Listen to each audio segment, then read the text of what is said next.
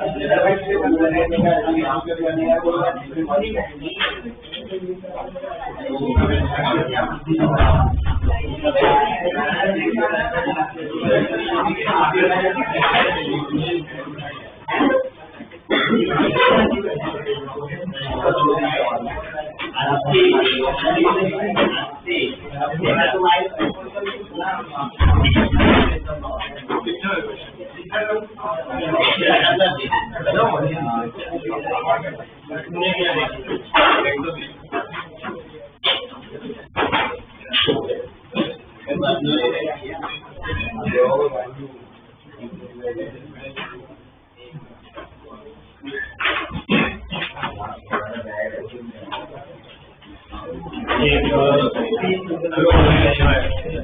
की क्लास में हमने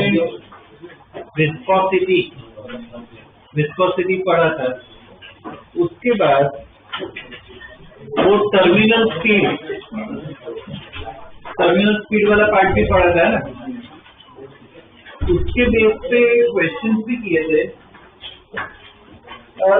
तो आज क्या करते हैं, ये टर्मिनल स्पीड और वो सब पे ना और कोई प्रैक्टिस करते हैं। और जो हमने पहले पार्ट में पढ़ लिया है, मतलब क्या पढ़ लिया था, वो बर्नौली पढ़ लिया था। बाद में वो याद हो तो क्या पढ़ा था, वो प्रेशर का फॉर्मूला पढ़ा था, बॉयंसी वो सब पढ़ा था। उसमें भी थोड़े वेरिएशंस आते हैं, तो वो भी बता देता हूँ। ठीक है, तो अलग टाइप के प्रॉब्लम्स में क्या तुम्हें काम आएगा। ठीक है, तो ये इससे स्टार्ट करते हैं। ये टर्मिनल स्पीड ही देख लेते हैं। पेज किसी को घुमाना नहीं है। टर्मिनल स्पीड जो है याद करने की ट्राई करो लॉजिक से। टर्मिनल स्पीड क्या थी कि ऑब्जेक्ट नीचे जा रहा है, कोई लिक्विड, ठीक है, मान लो भारी ऑब्जेक्ट है, अगर वो नीचे गिर रहा है तो क्या क्या फोर्स लगेंगे उससे। एक लिक्विड में जा रहा है, एक एनर्जी लगेगा और बॉयंट फोर्स कहाँ पे लगेगा, ऊपर ड्रैग फोर्स, वो कागा नीचे जा रहा है उसको। ठीक है, दूसरा एग्जांपल सपोज, और इसमें ना क्या क्या नेग्लेक्ट कर सकते हैं ना, वो भी नॉलेज होना चाहिए। सपोज स्टोन है, मेटल बॉल है, उसको मैंने ड्रॉप किया, मेटल बॉल है, एमजी गिनोगे, ड्रैग फोर्स भी गिनना है, किसमें डाला, पानी में डाला, ड्रैग फोर्स भी गिनोगे, और कौन सा गिनोगे, बॉल। टर्मिनल स्पीड के लिए क्या करना है, टर्मिनल स्पीड निकालना, एक्सेलरेशन क्या कर दो, एक्सेलरेशन 0। ठीक है, इतना मन में करना है। एफबीडी सोचो, नीचे एमजी, ऊपर क्या होगा एफबी, और क्या होगा एफडी, क्या है equation, mg equal to FB plus FD. ठीक है, अब देखो चाहो तो ड्रॉ करना हो तो रफ में पीछे कर सकते हो। अब तो मैं क्वेश्चन पूछूं, मेटल का ही बॉल है, ठीक है, मेटल का बॉल है, पर अब उसको एयर में ड्रॉप करें, मतलब बहुत बड़ी हाइट से, मान लो प्लेन में जा रहे, उधर से ड्रॉप किया मेटल बॉल को। अब उसमें कौन से फोर्स लगेंगे वो ड्रॉ करो मेटल बॉल को। ठीक है, रफ में करना हो, मन में करना हो, तुम्हारे ऊपर। ठीक है, और खुद जजमेंट लो, किसी को नेग्लेक्ट कर सकते हैं, नहीं कर सकते, क्या करना है। ठीक है, मेटल उठे, कंडीशन दी मैंने, मेटल बॉल है, उसको बहुत बड़ी हाइट से फेंक रहे, एयर में फेंक रहे।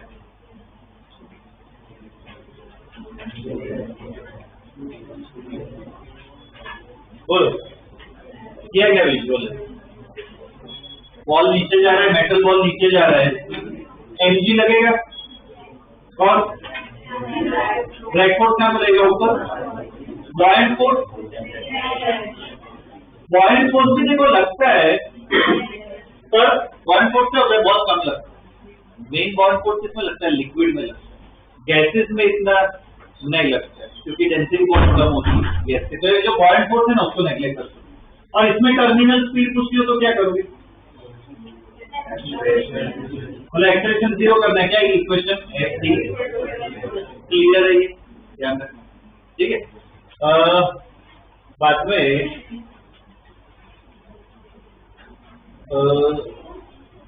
प्लास्टिक का बॉल है, प्लास्टिक के बॉल को मैं पानी के अंदर लेके जा रहा हूँ और मैं छोड़ रहा हूँ, तो प्लास्टिक का बॉल का ऊपर जाएगा, और उसमें सोचो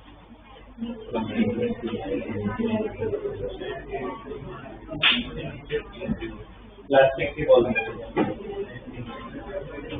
क्या होगा, प्लास्टिक का बॉल हो, नीचे mg, बाद में ड्रैग फोर्स कहाँ पे लगेगा? नीचे, ड्रैग फोर्स भी नीचे लगेगा और ऊपर क्या लगेगा? Point force. तो सेम वो टर्मिनल स्पीड निकालना, एक्सेलरेशन क्या कर दो। इसमें मुझे बताओ, नेग्लेक्ट अगर करना है, वो तो प्रॉब्लम पे डिपेंड करता है। नेग्लेक्ट अगर करना है तो किसको नेग्लेक्ट कर सकते हैं? एक चीज को नेग्लेक्ट करते हैं, ड्रैग फोर्स। नहीं, ड्रैग की बहुत सारी चीज, ड्रैग नेग्लेक्ट अगर क्वेश्चन में दिया ना हो तो ड्रैग नेग्लेक्ट नहीं करते। ड्रैग बहुत ज्यादा होता है, ड्रैग बहुत ज्यादा, इसको नेग्लेक्ट कर सकते हैं। प्लास्टिक का बॉल है, इसका बहुत कम है, बहुत हल्का, एनजी को कर सकते हैं अगर बहुत कम वैल्यू दी हो। ठीक है, तो अलग अलग क्या सिचुएशन। ठीक है, कुछ क्वेश्चन इस पे करते हैं, टर्मिनल स्पीड का और कोई क्वेश्चन करते हैं। ठीक है, लिखो question. A metal ball of radius r and density rho, metal ball of radius r and density rho is dropped from height h, is dropped from height h into a liquid, is dropped from height h into a liquid of density rho by 4, of density rho by 4, of density rho by 4. ठीक है, full stop. On entering the liquid, on entering the liquid, the ball, on entering the liquid, the ball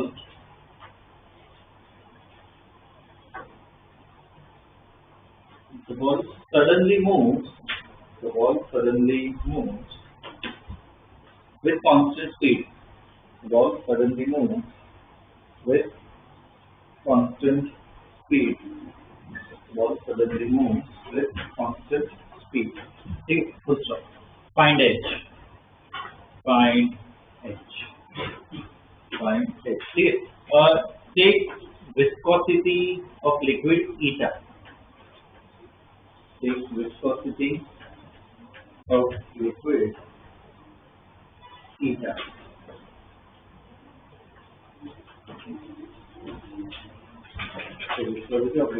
इसमें देखो, visualise करो, diagram कैसा बनेगा वो बोलो। कैसा होगा डायग्राम? ये लिक्विड का सरफेस है, बॉल यहाँ पे शुरुआत में ऊपर है, बॉल कुछ है साइड पे। ठीक है, और इसको क्या रिलीज किया है? ड्रॉप किया है। ड्रॉप किया तो इधर क्या होगा? नीचे जैसे जाएगा उसकी स्पीड बढ़ेगी। क्लियर है क्या? उसकी स्पीड बढ़ेगी। अब यहाँ पे जैसे वो ड्रॉप करेगा तो स्प्लैश होगा, वो लिक्विड में एंटर होगा, स्प्लैश और वो सब का इफेक्ट होता है। और उस नेग्लेक्ट कर दो, डायरेक्ट वैसे वो पानी में स्मूथली जा रहा है ऐसा मानो। और क्या दिया उसके बाद जो क्वेश्चन दिया वो हमें समझना है। यहाँ पे तो रेस्ट पे लिख सकते हैं, एक हाइट से थोड़ा है यहाँ पे। और क्या जब ऐसे एंटर हो रहा है तो क्या दिया? कांस्टेंट स्पीड से वो जा रहा है, कांस्टेंट स्पीड से जा रहा है, ये ऐसा दिया है। तो ये एच फाइंड करना है। ठीक है, कांस्टेंट स्पीड से जा रहा है, इसका मतलब क्या बोलेंगे? हाँ, एक्सेलरेशन 0 होगा, कौन सा केस? डायरेक्ट किससे जा रहा है? टर्मिनल। अगर दिया कांस्टेंट स्पीड से जा, मतलब कौन सी? वो टर्मिनल स्पीड से जा रहा है। ठीक है, टर्मिनल स्पीड से जा रहा हो तो पूछा कि एच क्या होना चाहिए? कब पॉसिबल है? डायरेक्टली टर्मिनल से जा रहा है। इसका मतलब क्या हुआ कि गिरने से जस्ट पहले उसकी स्पीड कितनी होनी चाहिए? टर्मिनल जितनी होनी चाहिए। अगर सपोज टर्मिनल से कम हो, ठीक है, पूरा समझना क्या हो रहा है। सपोज एंटर होने पे टर्मिनल स्पीड से कम स्पीड हो तो क्या होगा? वो नीचे जाएगा, उसकी स्पीड बढ़ेगी, बाद में कांस्टेंट हो जाएगी। टर्मिनल स्पीड जितनी होना तो क्या होगा? वो डायरेक्टली बाद में कांस्टेंट स्पीड से जाता रहेगा। मतलब इधर क्लू क्या है कि एच हाइट से गिर रहा है तो इधर भी speed just before entering the liquid क्या होनी चाहिए? टर्मिनल स्पीड जितनी होनी चाहिए, मतलब ये जो है इधर v किसके बराबर होना चाहिए, v। ठीक है ना। अब तुम्हें h निकालना, थोड़ा दिमाग खुद लगाओ कैसे सॉल्व करो, ये मैंने प्रॉब्लम समझा है। ठीक है, ये ड्रॉ करो और इसमें ना लिखो स्टेटमेंट, पहले ये ड्रॉ करो।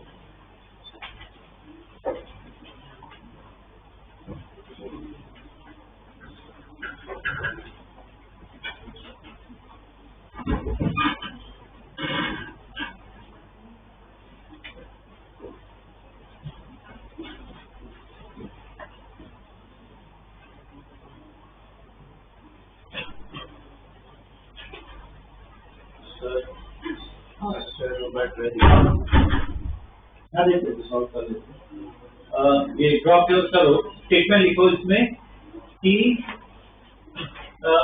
लिखो neglecting the impact of flash, neglecting the impact of flash, neglecting the impact of flash, comma, the ball must have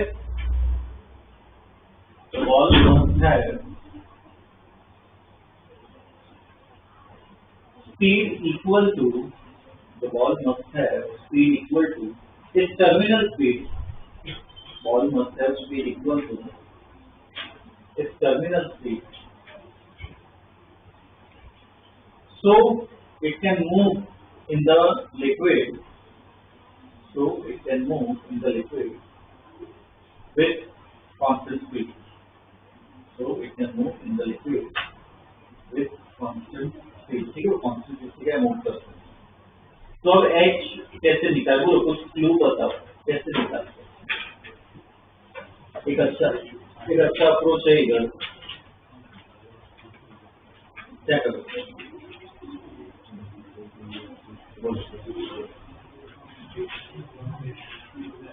क्या करें, x निकालने, देखो x क्वेश्चन ऐसे टाइप के कैसे आएंगे पता है, स्पीड दिया होगा h पूछा होगा, या h दिया होगा स्पीड पूछा होगा, ऐसा कुछ आ सकता है। ऐसे टाइप के क्वेश्चन है ना, ये टाइप के क्वेश्चन कर रहा है, इसमें क्या अप्लाई करना होता है, वर्क एनर्जी थ्योरम अप्लाई करनी हो। तो वर्क एनर्जी थ्योरम कैसे अप्लाई करते हैं इधर बता देता हूँ, पहले प्रॉब्लम बता रहा हूँ, दूसरा अपने आप सोचना है। ठीक है, ये आई ले लेते हैं, ये एफ ले लेते हैं। ठीक है, तो इधर से इधर वर्क एनर्जी थ्योरम अप्लाई करना है। वर्क एनर्जी थ्योरम याद हो तो ये होती है, जितने भी वर्क हो that is equal to work delta K, ये होती है वर्क एनर्जी थ्योरम। और इधर कौन से वर्क होंगे, तो फोर्स आइडेंटिफाई करो, इधर कौन सा फोर्स लग रहा है, ग्रेविटी लग रहा है, यहाँ पे एयर का ड्रैग लगता है पर वो नेग्लेक्ट कर दिया, ऐसा तो क्वेश्चन में ऐड कर देना, नेग्लेक्ट एयर ड्रैग, तो क्वेश्चन को ऐड कर दो। ठीक है, कि एयर का ड्रैग क्या है, नेग्लेक्ट कर रहे हैं।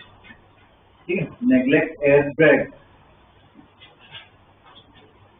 तो इधर क्या लग रहा है, सिर्फ एमजी लग रहा है, एक ग्रेविटी ही लग रहा है, तो इधर क्या होगा, सिर्फ ग्रेविटी का ही वर्क होगा और कोई फोर्स नहीं लग रहा है, तो that is equal to what, delta K gravity का वर्क। ये सब मैं याद दे रहा हूँ, तुम्हारी शक्ल देख मुझे लग रहा है कि सब भूल गए, मैं याद दिला रहा हूँ।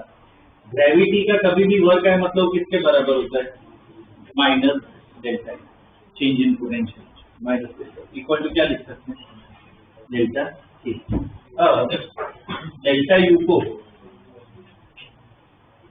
मैं ऐसे लिख सकता हूँ, V F minus you, delta के को क्या लिख सकते, एफ माइनस, ये माइनस साइन अंदर डाल देते हैं, तो इसको रीअरेंज कर रहा हूँ, तो ऐसे लिख सकते हैं। देखो इतना अब वैल्यूज डालेंगे, सॉल्व हो जाएगा।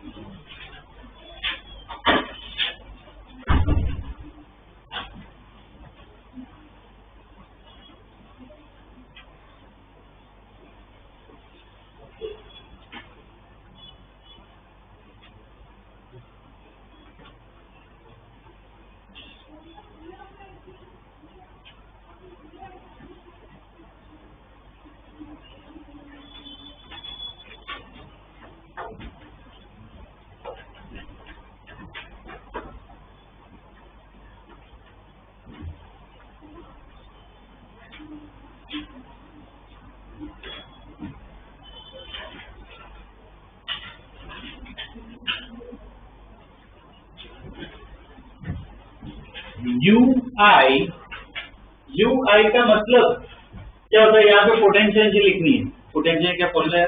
एच हाइट पे हो पोटेंशियल क्या लिख सकते हैं? mgh। तो ui की जगह क्या लिखेंगे? mgh। uf की जगह ऑलमोस्ट सरफेस पे आ गया, क्या हो गया? देखो इक्वल टू की एच बोलो, half M V T square लिखिए। एफ मतलब यहाँ पे तो काइनेटिक एनर्जी होगी ना, half M V T square. और की आई बोलो जीरो, शुरुआत में रेस्ट पे था तो देखो क्या आ गया? M G H equal to half M V T square. तो देखो ये एम कैंसिल, तो इधर से एच आ गया। एच कितना आ गया? We T square by 2। इधर से आ जाएगा। पर ये अपना फाइनल आंसर नहीं है, वीटी हमें निकालना पड़ेगा। वीटी कैसे निकालें? उसका फॉर्मूला भी देखा ना हमने, कल देखा था फॉर्मूला। वो अप्लाई करो, क्वेश्चन करो वो अप्लाई करो, यहाँ पे डालो तो उधर से ऐसा है। हाँ उसको भी करते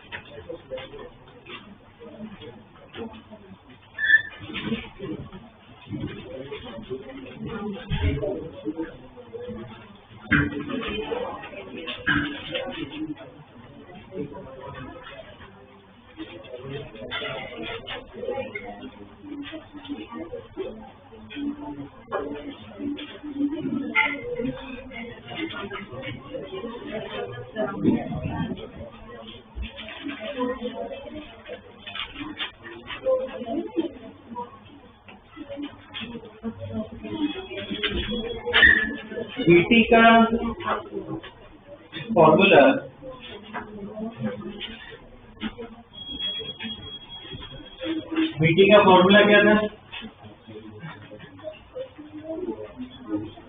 क्या था? 2 R square G rho S minus rho S upon 9 eta. तो अपने प्रॉब्लम के हिसाब से डालो। और ये रेडियस ये है क्या आ रही है? तो आर स्क्वायर जी ऐसा ही रखते हैं, 9 ईटा भी ऐसा ही रहेगा। डेंसिटी क्या थी? इसकी रो है और ये लिक्विड की अपनी रो बाई 4। ओके, रो बाई 4 डाल दो इधर। तो वीटी कितना आ रहा है? चल जाएगा R square G rho upon 6 eta, ये हो जाएगा। अब इसको यहाँ पे डाल दो तो फाइनली एच आ जाएगा। तो इसको सब्स्टिट्यूट करें तो देखो क्या हो जाएगा? R⁴ जी रो स्क्वायर अपॉन 72 ईटा स्क्वायर, ये आएगा। इसमें सब्स्टिट्यूट कर दिया, फाइनली अपना एच आएगा।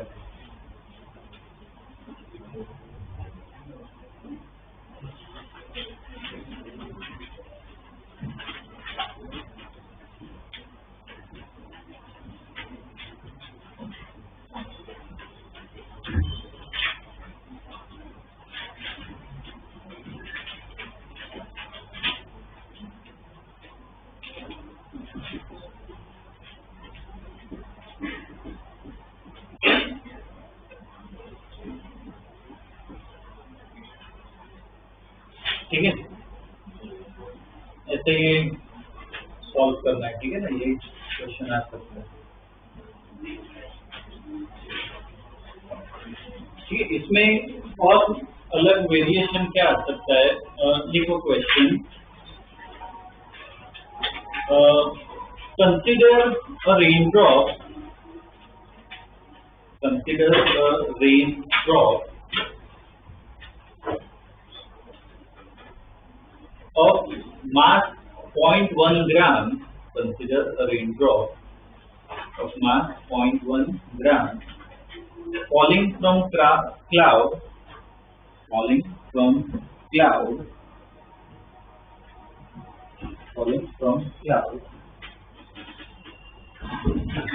at a height of 2000 meters. At a height of 2000 meters. Full stop. After falling through 1000 meters, after falling through 1000 meters, it acquires a constant speed. It acquires a constant speed of 50. It requires a constant speed of 50 meters per second.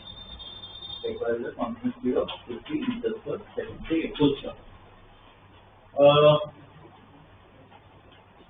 Find work done by air resistance. Find work done by air resistance in first half as well as second half. In first half as well as second half. First half as well as second half. ठीक है, full stop.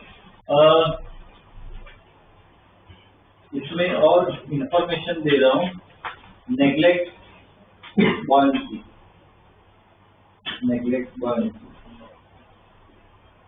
ठीक है ना. Air का case है, मतलब buoyancy neglect करते हैं. ठीक है, ये दिया हुआ है. अब इसमें भी देखो विजुअलाइज करना है कि ड्रॉप गिर रहा है, ठीक है, क्लाउड से. एफबीडी सोचो क्या होगा शुरुआत में. ड्रॉप गिर रहा है, ड्रॉप का एफबीडी क्या होगा, नीचे एमजी होगा और ऊपर क्या लगेगा, ड्रैग.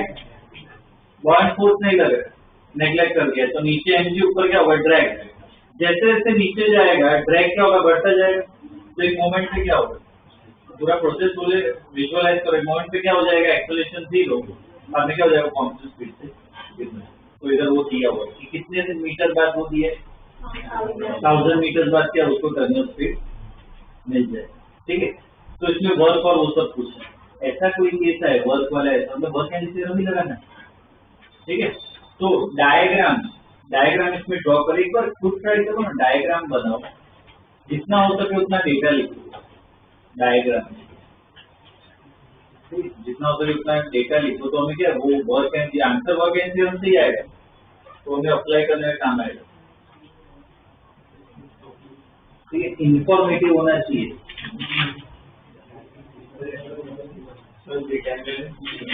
G10, हाँ G10 रखना है.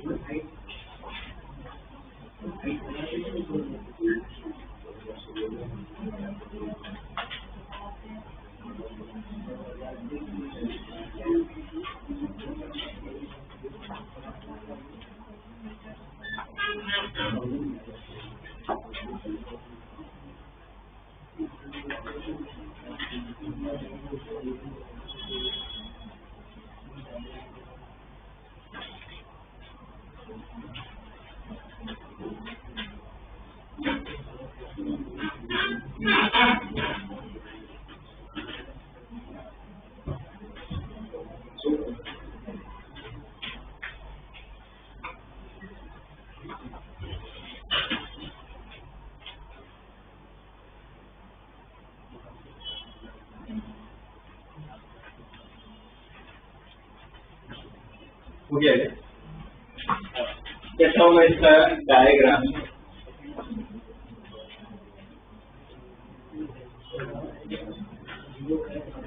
देखो ड्रॉप है, शुरुआत में यहाँ पे डेटा क्या लिखा है, क्लाउड ड्रॉप किया क्या, तो रेस्ट पे ड्रॉप किया, रेस्ट पे, उसके बाद नीचे गिर रहा है, यहाँ पे बीच में बोला है, बीच में ड्रॉप करना है, क्या लिखोगे यहाँ पे, क्या लिखोगे, ये 1000, चलो ये लिख लिया 1000 मीटर, यहाँ पे क्या लिखो इक्वल टू VT या 50 लिखा हो, जो भी, बस ऐसे पता होना चाहिए कि ये लिखा है। और भी नीचे जा रहा है, ये भी 1000 मीटर है, और कुछ यहाँ पे भी लिखा 50 ही रहेगा, है ना, कॉन्स्टेंट स्पीड से ही जा रहे हैं, ठीक है, क्लियर। इसके अलावा कुछ लिखा हो तो डिस्कस कर सकते हैं, बाकी इतना ही ना, ये लिखा, ठीक है। अब फर्स्ट हाफ और सेकेंड हाफ, ये फर्स्ट हाफ और सेकेंड हाफ, तो एक काम करते हैं, इसको फर्स्ट हाफ ले लेते हैं, ये अपना सेकेंड हाफ है, ठीक है। तो अब क्या पूछा है, वर्क पूछा है, एयर रेजिस्टेंस, एयर रेजिस्टेंस मतलब किसका वर्क पूछा है, ड्रैग, ड्रैग का निकालना, अलग अलग वर्ड यूज कर सकते हैं, ठीक है। तो वर्क एनर्जी थ्योरम लगाते हैं, तो पहले फर्स्ट हाफ में लगाते हैं, फर्स्ट हाफ के लिए कैसे लिखेंगे, पहले तो summation W equal to delta K, चलो बताओ इधर कौन से फोर्स लग रहे हैं, कोई वर्क तुम लिख पाओगे, एक ग्रेविटी लग रहा हो, ड्रैग, तो दोनों का वर्क लिखना है, कैसे लिखोगे, WG प्लस WD, ऐसे ड्रैग लिख सकते हैं ना, या W एयर, जो तुम्हें लिखना हो, ड्रैग लिखो या एयर लिखो, ठीक है, इक्वल टू और डेल्टा के, आगे बोलते जाओ, लास्ट प्रॉब्लम में सीखा उसका नॉलेज यूज करो, बोलो आगे क्या और क्या करना है, WG को क्या लिखे, minus delta U plus W air equal to delta K, ठीक है। अब W एयर चाहिए मुझे, W एयर निकालना है, क्या हो जाएगा, तो डेल्टा के प्लस डेल्टा ई, ठीक है, डेल्टा के प्लस डेल्टा ई, ओके। तो कहां से क्या अप्लाई करोगे, इधर देखो डेल्टा के को क्या TF माइनस TI, यहाँ पे क्या लिखोगे, UF माइनस UI, तो लिख दो,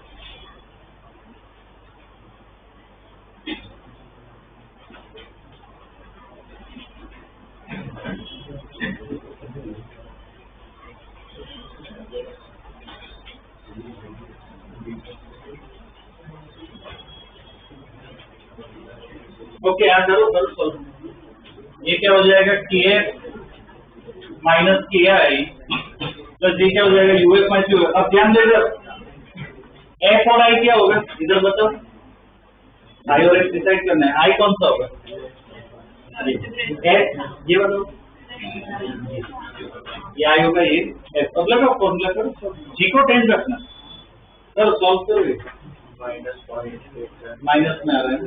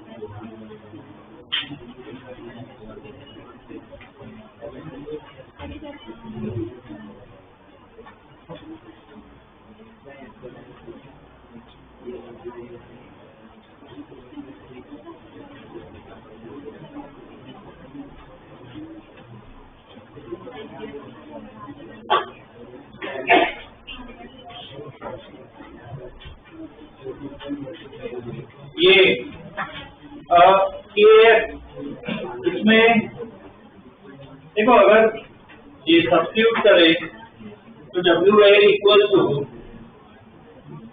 के एस जो है, के एस क्या होगा, हाफ एम वी स्क्वायर, के आई तो क्या होगा 0 plus U S N G, H कितना डालोगे यू एस, एच मतलब क्या यहाँ पे कितनी हाइट पे, 1000 की हाइट पे, एम जी कितना डालोगे 1000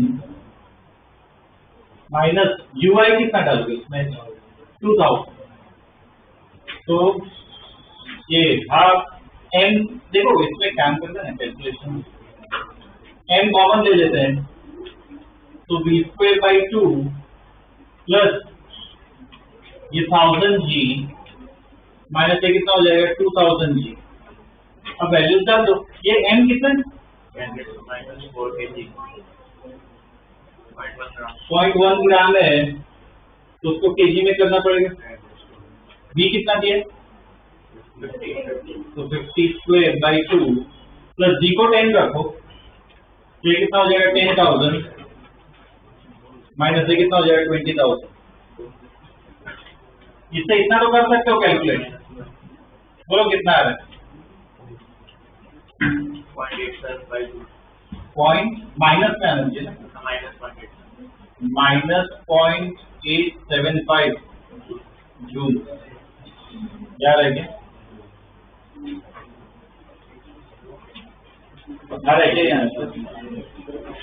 ठीक है, तो लिख लो, सब्स्टिट्यूट करके जाएंगे लिख सकते हो, ठीक है, कि कितना है माइनस 0.875 जूल, ठीक है, इतना एरर है। अब सेम क्या पूछा है, दूसरे पार्ट में भी पूछा है कि सेकेंड हाफ में निकालो, तो देखो अब ध्यान दो, ये वापिस पूरा लिखने की जरूरत नहीं है, डायरेक्ट ये लिख सकते हो, पर अब आई और एफ बताओ, यही अप्लाई करना है ऑब्वियसली, बस आई और एफ बताओ सेकेंड हाफ जो पूछा, तो आई और एफ क्या होगा, ये आई होगा, ये ध्यान दो, ठीक है। तो सेकेंड हाफ ऐसे लिखना है, फॉर सेकेंड हाफ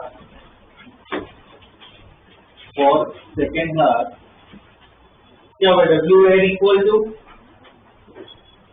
के S minus K I plus U S minus U I, वो मेन पार्ट तो सेम ही रहने वाला है, W N equal to K S minus K I plus U S minus U I, ठीक है। अब लगाओ आई और एफ चेंज हो गए अपने, देखो क्या आ रहा है,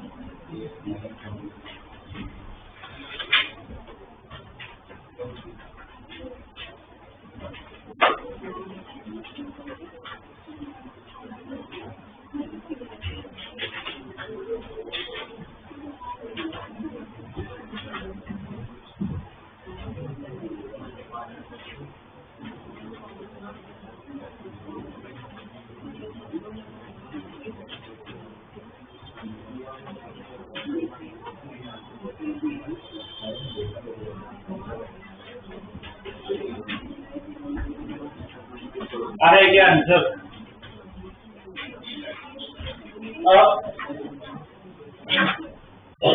यहाँ पे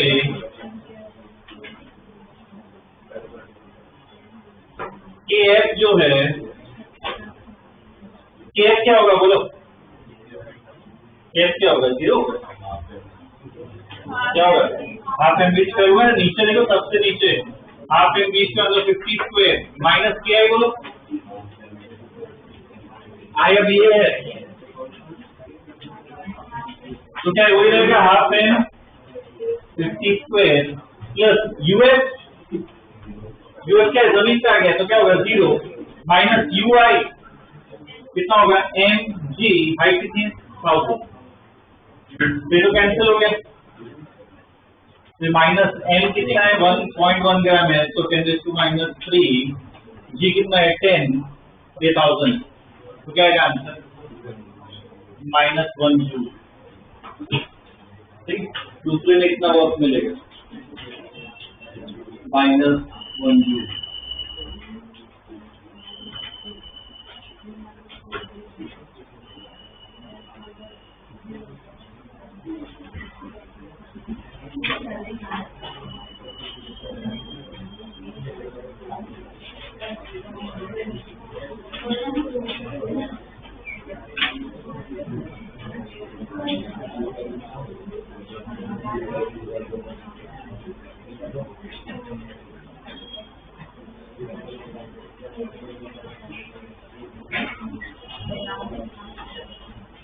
ओके, इसमें ना एक इक्वेशन एक लिखवा रहा हूँ मैं, ठीक है? ऐसे बस अलग अलग टाइप्स में कवर करवा रहा हूँ।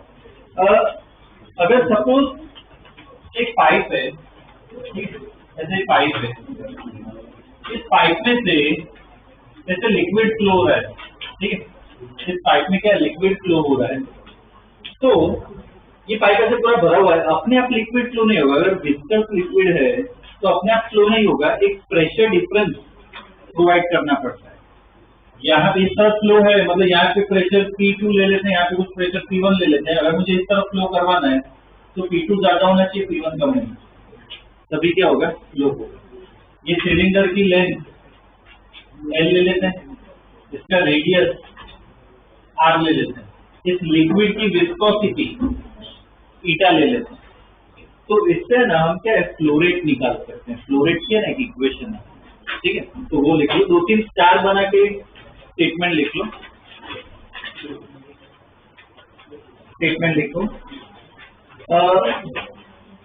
देखो, a pressure difference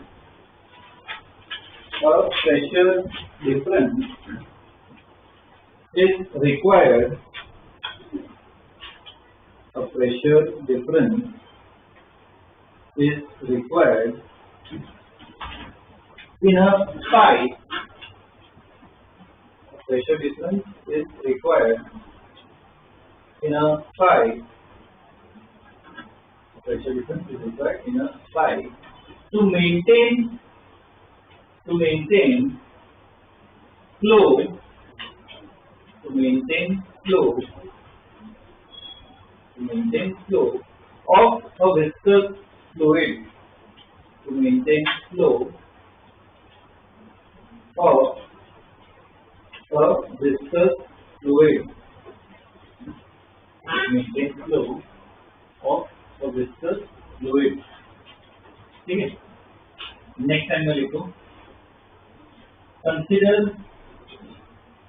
consider a cylindrical tube. Consider a cylindrical tube of radius r. Consider a cylindrical tube of radius r, length L. Consider cylindrical tube of radius r, length L. Full stop. A liquid of viscosity eta. A liquid of viscosity eta is flowing under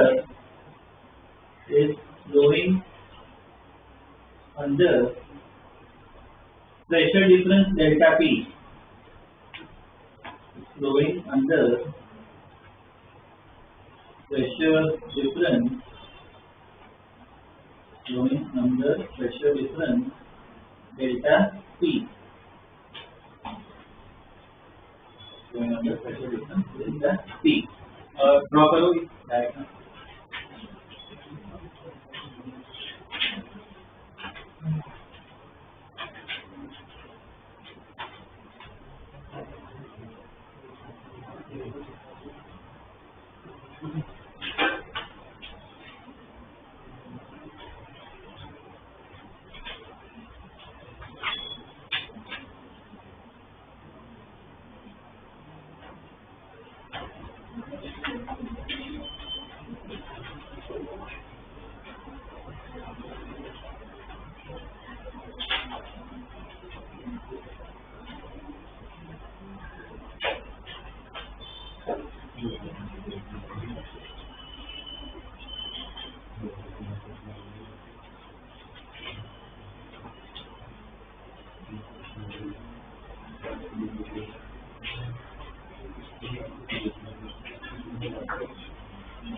पहले draw लिखो statement.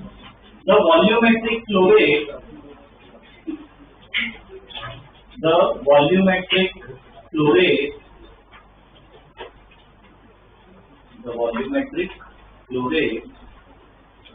Bracket में लिखो capital Q, symbol use किया था हमने. Volumetric flow rate capital Q is given by इसका एक formula आता है. देखो Q equal to pi r raise to 4 delta P upon 8 eta L. इस पे बॉक्स बना दे. एक इक्वेशन आती है pi r raise to 4 delta P upon 8 eta L.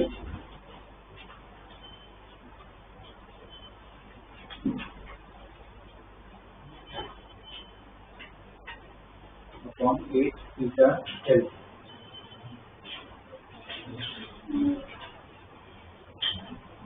ठीक है. लिखिए इसके बेस पे क्वेश्चन करते हैं. ठीक है. लिखो question.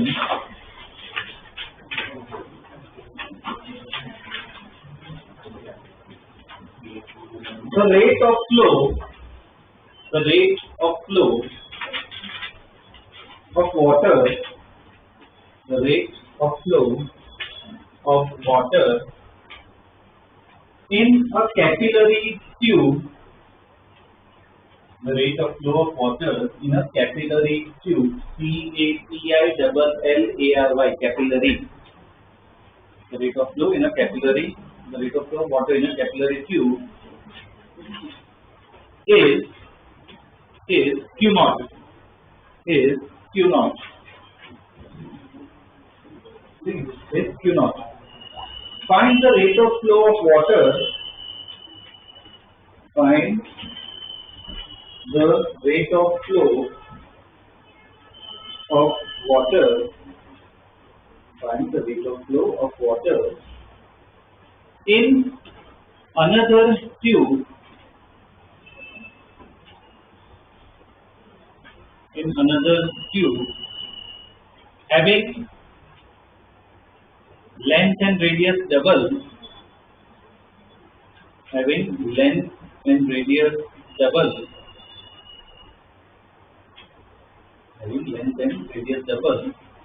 and same pressure difference, and same pressure difference, and same pressure difference. ठीक है, अब देखो ऐसा क्वेश्चन है, कैपिलरी ट्यूब, कैपिलरी वर्ड है, इसका मतलब क्या, पतली थी और कुछ, ठीक, पतली थी, तो उसमें भी ये फॉर्मूला लगा ही सकते हो, पर मुझे अप्रोच बताओ, ऐसा प्रॉब्लम है, अप्रोच क्या होना चाहिए, रेशियो सही हो, ठीक, कर्व ट्राई करो, Q1 by Q2 ऐसे तुम्हें लिखना आना चाहिए।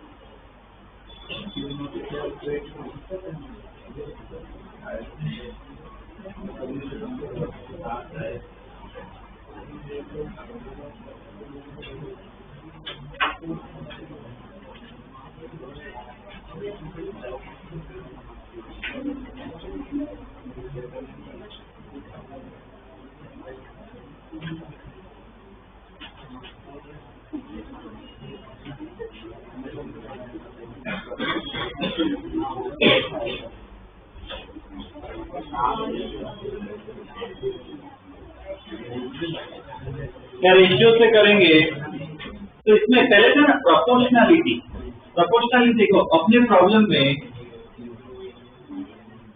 में क्या बोल सकते हैं, क्यू किसके प्रोपोर्शनल है, आर आएगा क्या, रेडियस चेंज हो रहा है, तो R/4, और प्रेशर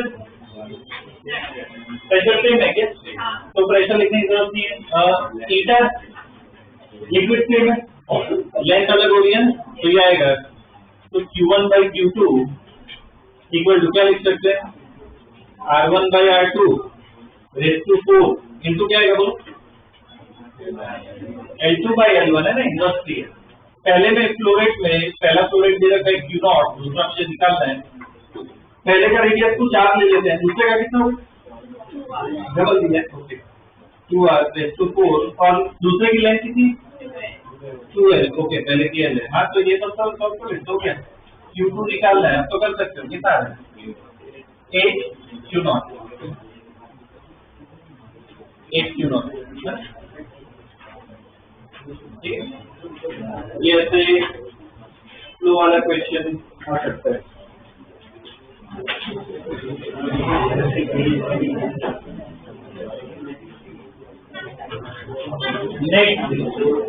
नेक्स्ट क्वेश्चन लिखो,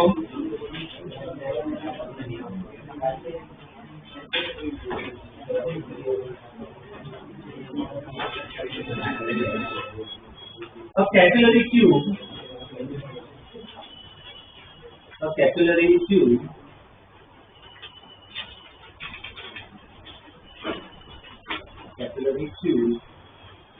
has flow rate Q0, capillary tube has flow rate Q0, full stop. This tube is connected this tube is connected in series. This tube is connected in series with another tube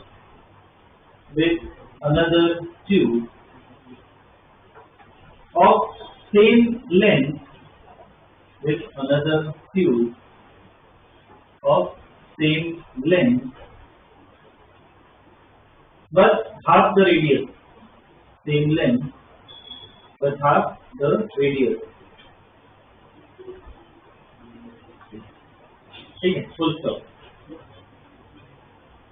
Find the new flow rate. Find the new flow rate. Find the new flow rate if the pressure difference is same. If the pressure difference across the ends, that is, if pressure difference across the ends is same. Pressure difference across the ends is same. ठीक है. अब देखो इसमें क्या फर्क है कि दो ट्यूब लगाइए. पहले जो ट्यूब है, पहली ट्यूब को अगर देखें, इसमें से ना डायग्राम डेटा के साथ स्टडी करने की ट्राई करो. पहली ट्यूब मैं ऐसे सिंपल रेक्टेंगल ऐसे ट्यूब बना रहा हूँ. पहली ट्यूब का लेंथ है, रेडियस r. तो इसमें फ्लो दे रखा है. तो फ्लो हमें पता है. वो फ्लो कितना होगा? 5r⁴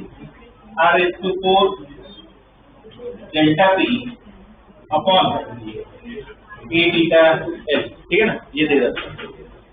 अब क्या दे रखा है क्वेश्चन में कि ये जो पाइप थी उसको क्या किया, दूसरी पाइप से कनेक्ट किया है. उसका लेंथ देने को रेडियस क्या कर दिया है.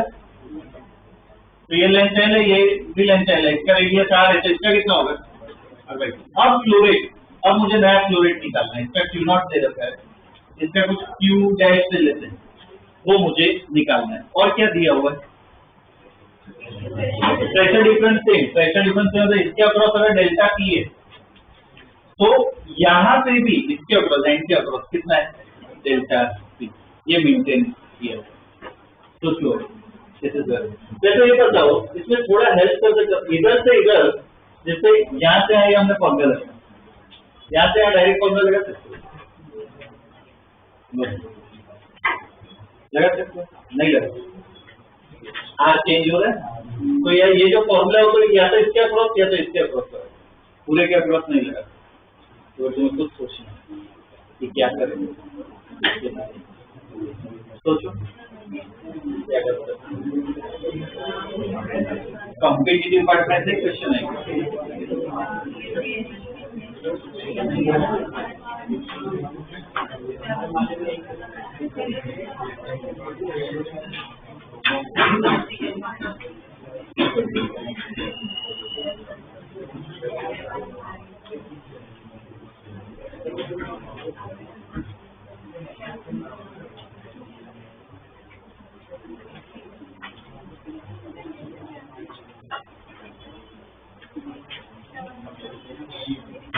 बोलो क्या करें, कैसे सॉल्व करें. देखो यहाँ पे सब प्रेशर P1 लिखो, यहाँ पे प्रेशर P2 लिखो. इस तरफ फ्लो हो रहा है, तो डेल्टा P की जगह क्या लिख सकते हैं? P1 माइनस P2 लिख सकते हैं. इस तरफ फ्लो हो रहा है मतलब P1 ज्यादा होगा. ऐसे लिख सकता हूँ. अब इसके अक्रॉस लिखना है, तो यहाँ पे देखो P1 और यहाँ पे P2 मेंटेन रखा है. इधर कुछ प्रेशर होगा, तो प्रेशर क्या लिख लेते हैं? कुछ P डैश. अब जो मैं बताया कि यहाँ पे अलग और यहाँ पे फॉर्मूला लगा सकते हैं. अच्छा ये बताओ, इधर फ्लो रेट Q डैश है, यहाँ पे फ्लो रेट कितना होगा? Q डैश ही रहना पड़ेगा. याद है equation of continuity. Equation of continuity लगती है फ्लो. इधर Q डैश, यहाँ पे Q डैश लगाना ही पड़ता है. तो इधर Q डैश की इक्वेशन क्या होगी?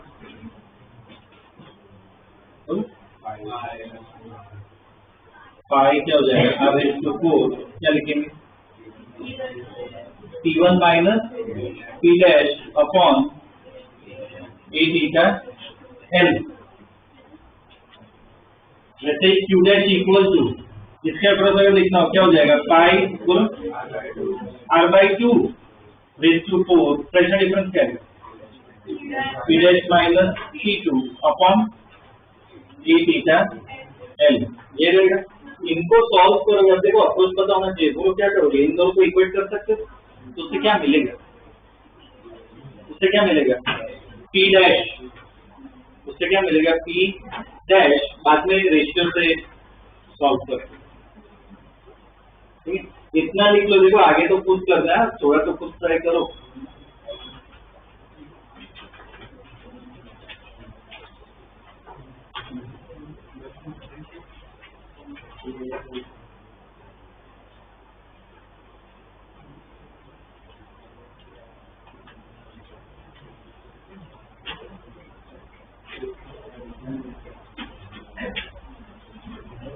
या देखो इसमें बेटर तरीका अगर देखें तो देखो इसमें सॉल्व करने का इजी अप्रोच भी है, तो इसमें थोड़ा मतलब मैथ्स लगा रहे हैं बेसिकली। देखो क्या करते हैं, ध्यान दो, इसको ऐसा ही रख रहे हैं, इसको मैं क्या लिख सकता हूँ, Q dash equal to pi R S to 4 P dash minus P two upon 8 theta L, ये इधर को इसका भी पावर मिल रही है, कितना हो जाएगा 16 इंटू 16 हो जाएगा, क्लियर है क्या ये, और इस 16 को मैं यहाँ पे लिख जाता हूँ, तो ऐसे लिख सकता हूँ, ठीक है। अब क्या करो, ये दोनों को ऐड करो, Q dash plus 16 Q dash, ये दोनों को ऐड करें तो क्या कॉमन ले सकते हैं, ये दोनों को मैं ऐड करूँ, Q dash plus 16 Q dash लिख दिया, क्या कॉमन ले सकते हैं, pi R S to 4 upon A theta L, पहले में क्या आएगा P1 minus P dash plus, इसमें क्या आएगा P dash minus P two, ये कैंसिल हो गया, ये क्या आ गया, ये कितना हो गया 17 क्यू डैश, ये कितना हो जाएगा pi R S to 4 A theta L, इसको क्या लिख सकते हैं P1 माइनस पी टू, ये क्या क्यू नॉट है, तो 17 क्यू डैश इक्वल टू क्या आ गया क्यू नॉट, तो क्यू डैश क्वेश्चन ये पूछा था कितना है, क्यू नॉट आ गया, ठीक है, ये बेटर अप्रोच। तो इसमें क्या ऐसे क्लिक होना चाहिए कि भाई कैसे इक्वेशन को मैनिपुलेट करें।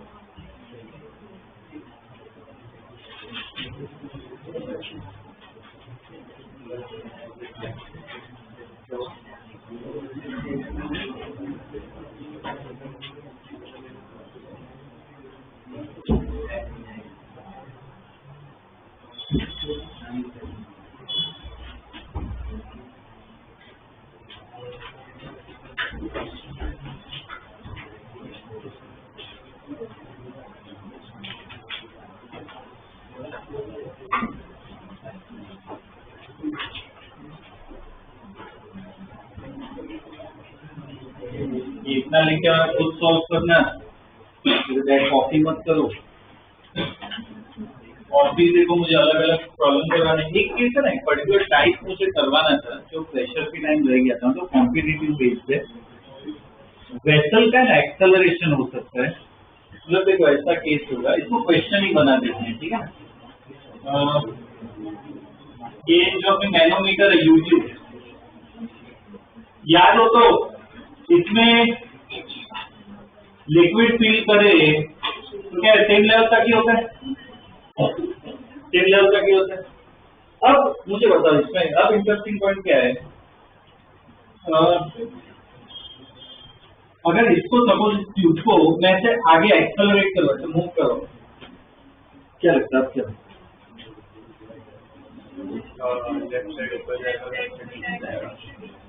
ये लेंथ एल ले लेते हैं, तो क्या होगा इस केस में, तो ऐसे जग दे, ये हमने कंसेप्ट पढ़ा है तो सूडो फोर्स, तो मतलब ये पानी पे किस तरह फोर्स लग रहा है,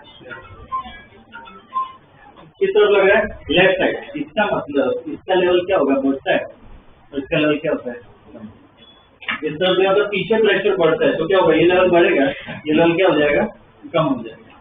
तो एक्चुअल में कैसा केस मिलेगा, इसका लेवल थोड़ा बढ़ जाएगा, तो इसका लेवल थोड़ा कम हो जाएगा, तो क्वेश्चन में क्या पूछेंगे,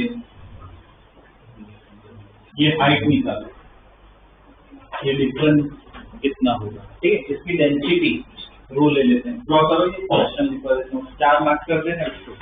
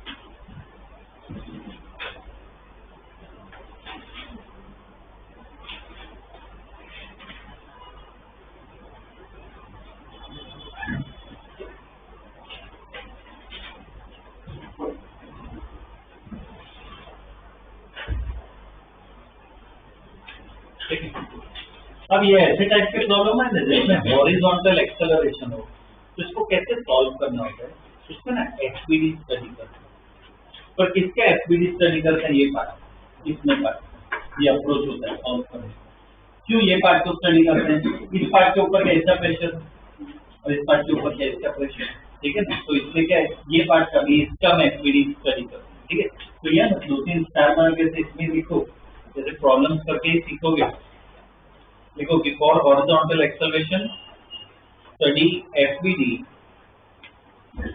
for horizontal acceleration study FBD of the base, study FBD of the base, study FBD of the base.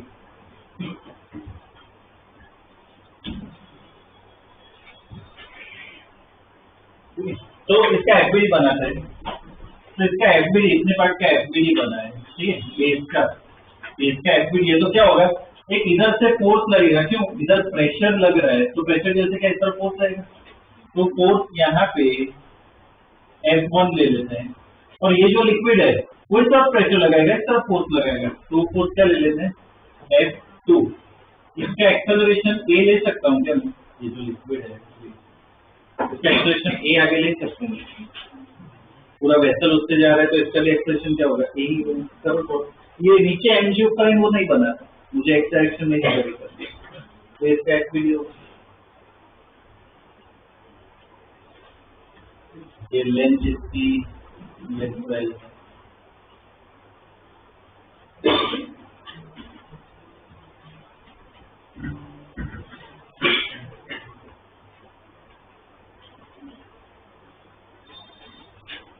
अब इसमें इक्वेशन बोलो, क्या होगी इक्वेशन, अब इक्वेशन लिखते हैं, क्या होगी, F1 minus F2 equal to जो ma।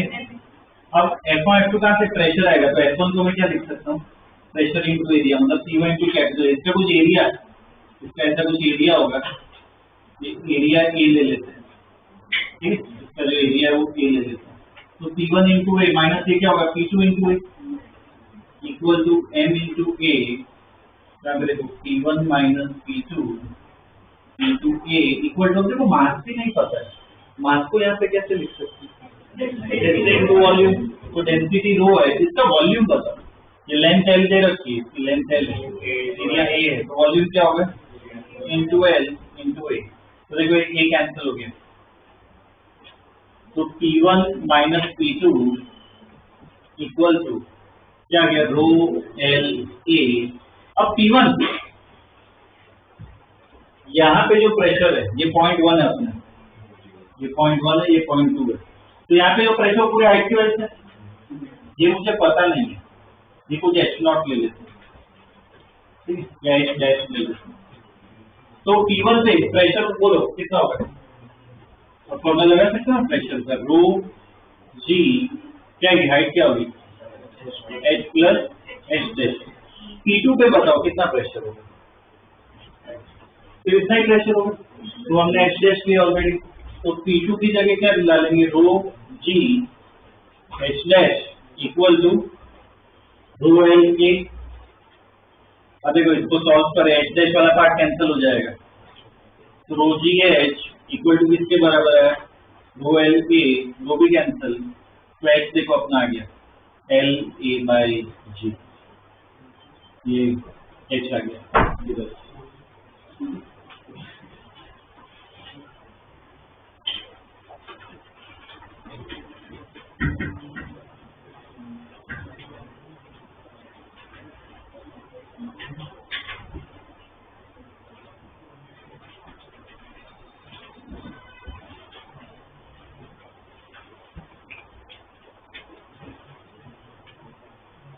ठीक है, तो ऐसे के अलग अलग वेरिएशन आ सकते हैं। ठीक है ना, बस एक और टाइप मुझे करवाना है, एक और टाइप का प्रॉब्लम, ठीक है, वो देख लेते हैं। इसमें डायरेक्ट डायग्राम से समझ लेता हूँ।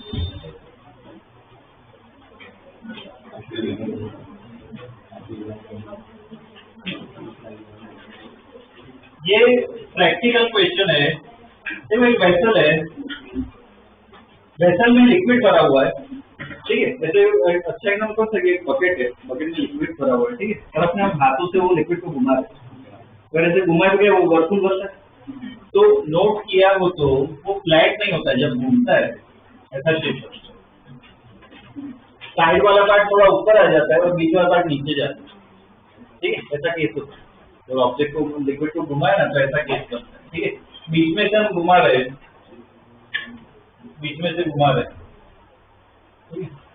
इसके बाद मान लो ऐसे स्पीड भी ओमेगा, इसका रेडियस आर ले लेते हैं, तो क्वेश्चन में क्या पूछा होगा कि ये हाइट निकालो, कि कितनी हाइट का डिफरेंस होगा, ऐसा प्रॉब्लम भी आ सकता है, ठीक है, तो ये फिर कैसे सॉल्व करें, लिक्विड का प्रॉब्लम है, ठीक है ना, चलो ड्रॉ कर रही है, डेंसिटी रो ले लेते हैं,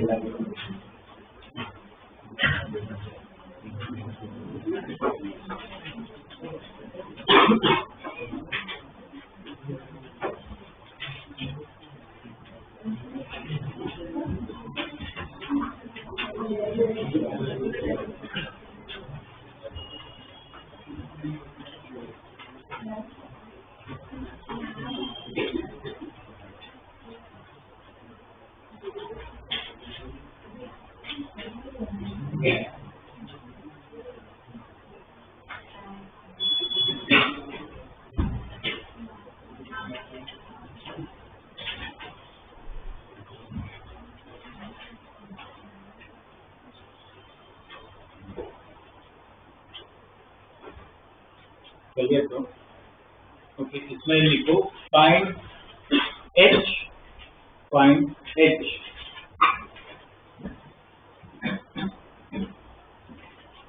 also identify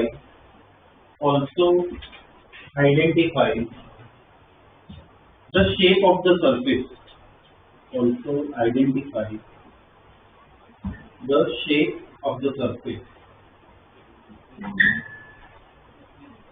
ठीक है, अब देखो इसको कैसे स्टडी करते हैं, यहाँ पे भी एफपीडी ही स्टडी करना है, पर किसका स्टडी करेंगे, तो ऐसे सर्कुलर मोशन है ना, तो यहाँ पे मतलब एक लिक्विड का पार्टिकल ऐसा मान लो, तो भी सर्कल में ही घूमेगा, तो इसका एफपीडी स्टडी करते हैं, सिर्फ एक पार्टिकल का, तो मान लेते हैं ये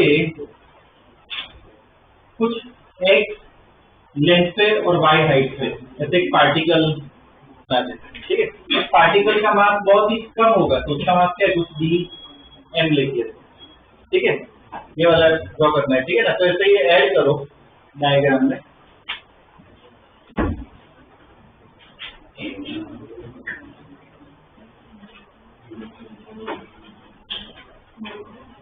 यहाँ से ऐसे अलग से ही बनाना पड़ेगा, एफपीडी है,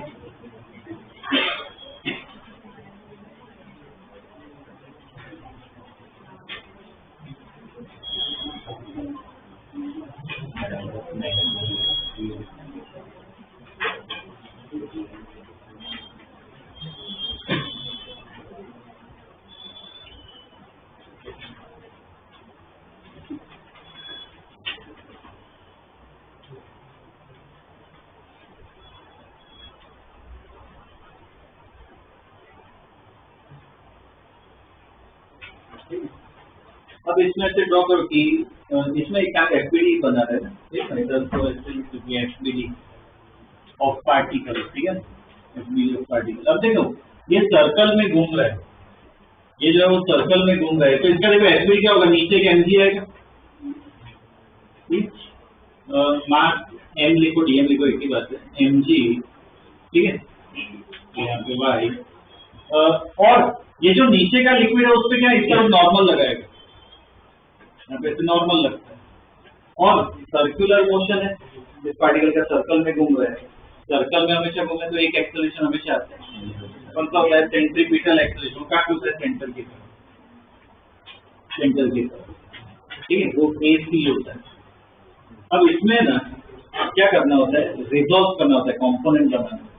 तो कैसे कंपोनेंट बनाते हैं, देखो यहाँ पे इसके अलावा बनता है इंक्लाइन प्लेन जैसा टेंजेंट बनाते हैं और इसके परपेंडिकुलर बनाते हैं, ठीक है। अब इसके कंपोनेंट देखे तो इसके भी देखते हैं, इसमें कोई एंगल जैसे इसके अलावा जो इसका बनाया, ठीक है, ये एंगल थीटा ले लेते हैं, ये एक इंक्लाइन प्लेन मान लो, ये एंगल थीटा है, तो ये एंगल भी थीटा ले सकते हैं इंक्लाइन प्लेन जैसा केस। तो इसके कंपोनेंट कैसे होंगे, इस तरफ क्या आएगा mg cos थीटा, और यहाँ पे क्या आएगा mg sin थीटा, ठीक है। तो इधर देखो क्या होता है, ये जो mg sin थीटा है वो क्या देता है, इसका एक्सेलरेशन का कंपोनेंट देता है, ये इधर ये भी क्या होगा थीटा, तो इस तरफ आएगा AC, सॉरी ये थीटा, यहाँ पे AC जो है क्या आएगा AC cos theta, MEC cos theta, M और M कैंसिल, तो क्या लिख सकते हैं G sin theta equal to AC का फॉर्मूला याद है centripetal acceleration, omega square R, omega से घूम रहा है, R इज द रेडियस, तो रेडियस क्या x के बराबर ही हुआ, जितना x है ये क्या हुआ उसका radius, x into cos theta. तो इधर देखो अब यहाँ पे रीअरेंज कर रहे हैं, tan थीटा इक्वल टू क्या है omega square x by G, ये मेरी इक्वेशन है, tan theta equal to omega square x by G. इतना लिखो, इसमें एक पार्ट नया है थोड़ा मैथमेटिक्स का, जो मैक्सिमम तो उनको शायद आइडिया हो, अभी मैं बता रहा हूँ, इतना लिख लो।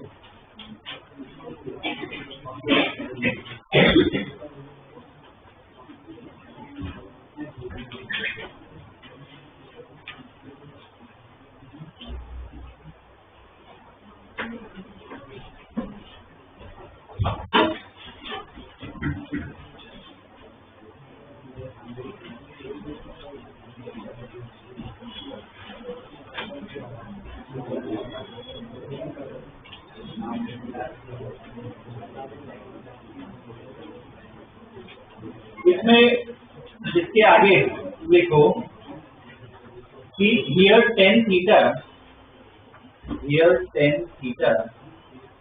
is the slope of the curve, here tan theta is the slope of the curve, मतलब जो कर्व ड्रॉ किया है हमने सरफेस उसका स्लोप होता है। स्लोप मतलब क्या है, याद हो तो हमने डिस्कस किया, स्लोप मतलब इसके लिए क्या डिफरेंशिएशन, उसके आगे लिख सकते हो tan theta equal to dy by dx, tan theta equal to dy by dx। तो देखो यहाँ पे भी tan थीटा है और हमें पता है tan theta equal to dy by dx, तो दोनों को इक्वेट करें तो क्या लिख सकते हैं dy by dx equal to omega square x by g। अब ऐसी कोई इक्वेशन आए तो देखो इंटीग्रेशन करते हैं, मैं क्या लिख सकता हूँ dy equal to omega square x dx by g। अब इंटीग्रेशन करते हैं, तो इंटीग्रेशन कैसे करते हैं, ओरिजिन से y, ये ओरिजिन से अकेला dy हो तो उसका इंटीग्रेशन क्या होता है y, ओमेगा स्क्वायर और g कांस्टेंट है, x dx का इंटीग्रेशन क्या होता है x स्क्वायर बाई 2। ये आगे देखो ये अपनी इक्वेशन है, y equal to omega square x square by 2g, ये इक्वेशन आई अपनी।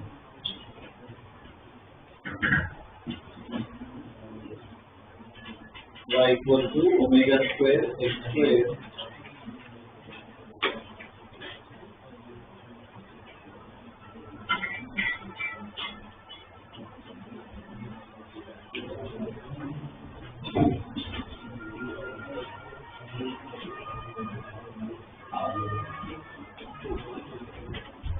ठीक है। ये शेप आया, ये पता है कौन सा मैक्सिमम को पता है, y proportional to x square क्या होता है, पैराबोला, मतलब पैराबोलिक शेप बनता है। ठीक है, तो इसके बाद में लिख सकते हो parabolic shape, parabolic shape, parabolic shape. Question में h पूछ रहा है कि h निकालना है, तो h देखो बेसिकली h का मतलब क्या है, इसमें x की वैल्यू अगर r हो जाएगी तो हम क्या बोल सकते हैं, y की वैल्यू क्या हो जाएगी, h हो जाएगी। तो इसके नीचे बस दो पार्ट लिख लो, at x equal to r, at x equal to r, x equal to r, y equal to h, x equal to r, y equal to h। तो इक्वेशन में सब्स्टिट्यूट कर दो y और x को, तो क्या आएगी इक्वेशन, h इक्वल टू क्या आएगा,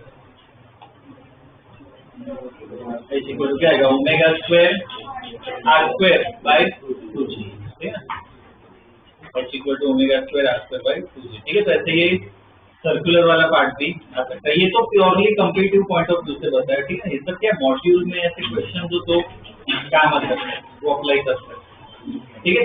इतना हो गया, ओके। और जो फ्लूइड का पार्ट दिया था विस्कोसिटी तो ठीक करवा दिया, ठीक है ना। इतना करना है, एमसीक्यूज भी टारगेट पर को ये टेस्ट से पहले सैटरडे से एटलीस्ट एमसीक्यू प्रॉपर्ली हो जाए तुम्हारा, प्रॉपर्ली, ठीक है ना। बाद में एक ही टॉपिक बचा है सरफेस टेंशन, वो नेक्स्ट वीक में देखिए, ठीक है।